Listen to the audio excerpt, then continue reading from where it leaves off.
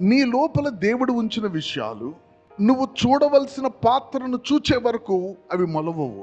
పౌలు వచ్చి నన్ను బలపరచలేడు, లేకపోతే సమూయేలు వచ్చి యేసు ప్రభుని బలపరచలేడు. యేసు ప్రభుని బలపరచడానికి మాట్లాడేది మోషే, ఏలియాలు మాత్రమే. వాళ్ళ దగ్గరికి అబ్రహాం వచ్చి మాట్లాడు, యేసు ప్రభు దగ్గరికి వచ్చి, లేకపోతే వేరొకళ్ళు వచ్చి మాట్లాడరు. దేవుడు ఏలియాను, మోషేను మాత్రమే అక్కడికి అనుమతించాడు రూపాంతర పర్వతంలో.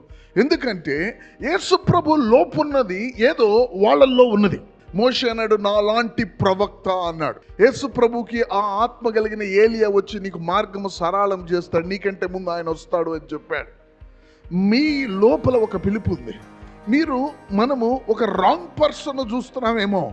నీ లోపల ఆ ప్రొద్దుతిరుగుడు పువ్వు సూర్యుడికే స్పందిస్తుంది, అది అన్నిటికీ స్పందించదు. అది నువ్వెన్ని లైట్లు పెట్టినా స్పందించదు. అది నీ లోపల ఉన్న ఒక పిలుపు, నీ యొక్క పిలుపు కలిగిన పాత్రలను చూచినప్పుడు అది లేచి నిలబడుతుంది.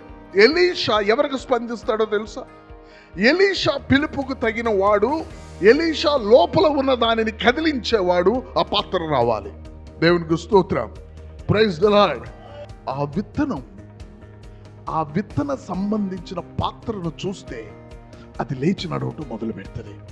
మోషే యెహోషువ లోపల ఏదైతే ఉందో మోషేలో అది ఉంది.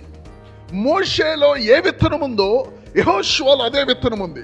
కాబట్టి యెహోషువ మోషే తర్వాత ఇశ్రాయేలీయులను లేపగలిగిన దైవజనుడిగా మారాడు. దేవునికి స్తోత్రం. యెహోషువ అహరోను వైపు చూడ్డం. అతి పరిశుద్ధ స్థలములోనికి మోషే వెళ్ళడు, అహరోను వెళ్తాడు.